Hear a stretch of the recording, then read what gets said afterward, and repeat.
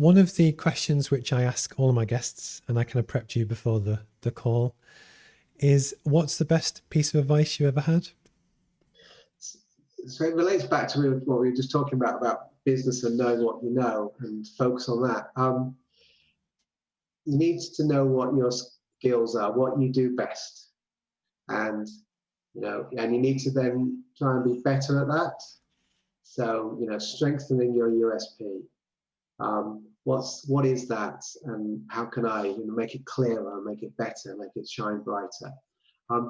But equally, you've got to know what your Achilles heel is. What's your downside? What's the thing which lets you down and makes you go, oh, why did I do that? And you've got to put strategies in place to manage that. So mine is planning ahead, deadlines, not leaving things last minute. So I make sure I put time into those things, knowing that if I left to my own devices, I won't do that well enough and I'll end up catching up. So yeah, be your best thing you can, but know, the other part, the flip side, the bit that's dragging you down and stopping you, and tackle them both. Because I must say, just to throw some extra kind of context with that as well, that your view on that can change. So I don't know about you, because I only set up just over a year ago as well. But especially when you're starting out, it's harder to drive revenue and just make profit. That actually, when you start out, you're very conscious of costs, as you should always be, but you'll try and do more and more stuff yourself because you have to, which is fine. But actually, over a certain point, so for me, it was about 6 months in, I actually started to generate cash every month, which I could then reinvest in other stuff like this. But the point is, it's at the point, so finance is probably one of my weaker points because I'm not an accountant. I'm knowledgeable, I know what I do, I've run businesses before, but it's still the weakest point in my arsenal. But I'm now at the point where I could probably hire an accountant to look after that bit. But my point is, it's how it changed just from starting out 6 months into a year and a bit in.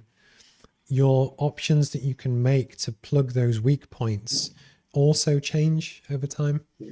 Yeah, and you've got more. You have to make more decisions when you get busy about what you do prioritize your time on. So therefore, what you contract out, and if you've got money, you've got some freedom to do that, which does help. But you still have to know how all those things work. Ian Marchant, who was the old chief executive for SSE, I once heard him speak to a senior government meeting where he was giving advice about running a successful business, being a CEO. And he defined a CEO as being the person who knew the second most about everything in the organization. So you didn't have to know anything more than anybody else, because you had to have someone in your organization who knew more than you about the different bits of your business. But you always need to be one knows the second most. So you can always talk to them and pull them up and hold them to account and push them. But running your own business means there's nobody else like that. So it's got to be you. So you've got to decide what you're going to focus on and decide what you're not going to do. So that USP point, I think, is really critical. Don't try to do too many things. It's only one brain to try and sort it all out. I was going to say, I've done about 40 of these, and that's one of my favorite gems. That I love it. I love it. I think it's brilliant. If you were to give advice to your younger self, and you can pick any age, it could be the guy at school, it could be the start of your career, it could be even yourself a year ago, any whatever you want, what would it be? Well, I need to tell you an anecdote about that first, if that's okay. So a few years ago, I went to Grimsby to the Lynx wind farm opening. And I was stood around outside, and a guy called Dave Laister, who I know really well now, he's the local journalist, he's covered renewables for years. And he came up and said, "Hi, Maf, how you doing? What do you think of Grimsby? Have you ever been before?" And I said, thinking, knowing what would happen, I said, "Well, I grew up around here." And we chatted about that. And all of a sudden, he brought the photographer over, and he took a picture of me in front of the Grimsby Dock Tower. And then they did a follow-up story which was basically Local Boy Made Good. And he used to joke whenever we did a press release. He used to joke on Twitter about our man in RenewableUK, or that Grimsby's voice in London and things like that. So, and then on the back of that, my local school, my comprehensive, got in touch and said, "Hi, dear Mr. Smith, we saw you in the Telegraph. Would you like to come and do our school prize giving?" And they wanted someone to come and talk about offshore wind and how it's this future opportunity. But I just wanted to go and talk to the sort of the young me in the school hall, sat at prize giving, and I got to give out certificates, and then I gave a short speech. So I gave the speech that I would have wanted to hear, which probably wasn't the speech they had, because I didn't have a great time at school.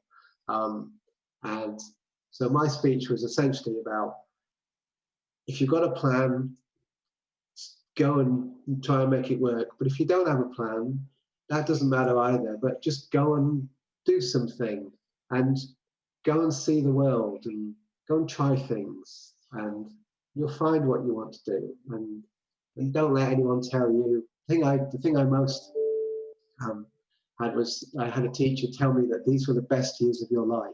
Never forget that. And I still have this very strong visceral memory of thinking, oh my God, that can't possibly be true, can it? Because this can't be the best it's going to be. And yeah, so just be able to tell my children, sort of the younger me, that, don't worry, you'll be all right. And there's lots of good stuff waiting for you. You just have to go and do it. It was a really satisfying thing to be able to do. No, cool. I like that. That's good. I must admit, it's funny, you see on X Factor and loads of things like that where people always say, oh, Strictly Come Dancing, my old school invited me in to speak to the kids.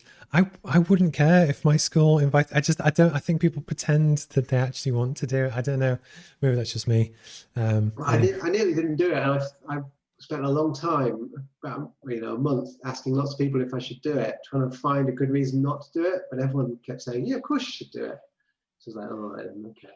And it was a big, I do a lot of public speaking. I used to do a lot of media. I'm used to speaking in front of large crowds, but it was one of the most nervous things I've been in the run up to doing it for, because it was a personal thing. It wasn't speaking on behalf of an issue or an organization. It was me speaking, and me speaking about important truth stuff, at least for me anyway. So it was hard, but because of that, it was good to do.